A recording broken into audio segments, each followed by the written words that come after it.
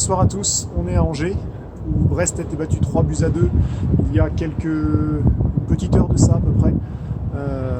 Donc on va revenir sur ce match, un match très particulier pour Brest, que Brest avait en main, mais qui s'est terminé par une défaite. Défaite 3-2.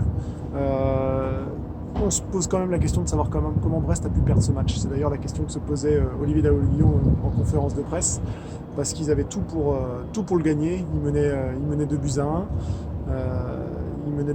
Ils ont mené à 0. L'Angers est revenu un partout. Ils menaient 2-1. Ils ont eu les occasions du 3-1, du 4-1 avec Fèvre, avec Mounier, avec Le Doiron en deuxième période aussi. Donc vraiment, ils ont tout eu pour l'emporter. Et au final, ils sont battus 3-2.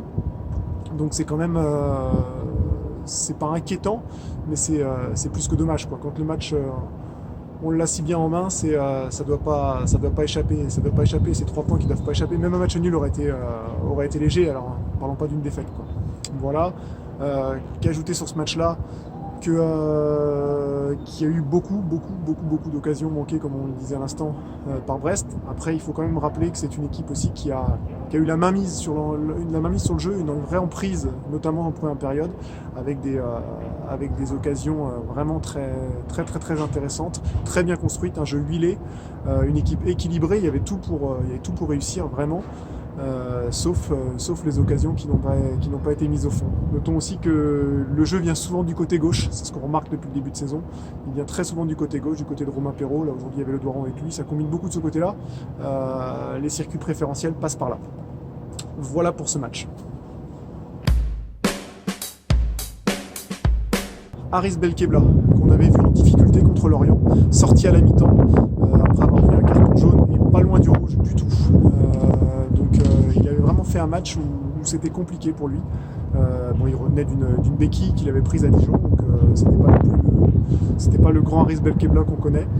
Là aujourd'hui, il a eu vraiment cette activité, quoi. Il a été présent, vraiment présent. On a retrouvé son abattage, ces ballons qui vient gratter. Ce pressing très présent sur les milieux adverses, notamment une action qui me revient en tête, c'est sur Sadat Thioub. Il vient lui piquer un ballon long de ligne. Enfin voilà, c'était le Haris Belkebla dans toute sa splendeur, avec ses trois poumons et ses quatre jambes, quoi. Donc il a avalé encore du terrain. Le seul problème, et on va être honnête, on était parti pour lui mettre une très bonne note. Au final, c'est plus compliqué parce qu'il est engagé sur l'égalisation angevine, sur le deuxième but, la reprise de Traoré sur corner. C'est Haris Belkebla qui est dans cette zone-là et il est vraiment en retard. Voilà, donc c'est dommage. Mais finalement, ça résume très bien cette prestation brestoise, c'est-à-dire un match maîtrisé pendant longtemps, plus fort que l'adversaire, mais voilà, sur un détail, sur une occasion, ça bascule. Et finalement, la prestation collective et une prestation individuelle basculent du très bon au moyen, voire juste correct.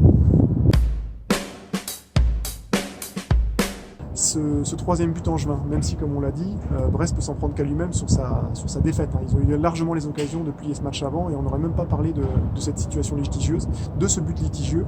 Donc ce 3-2 avec le VAR qui, pendant 2 petites minutes, a vérifié, voir si le but était valable, ce troisième but angevin. On va rappeler l'action.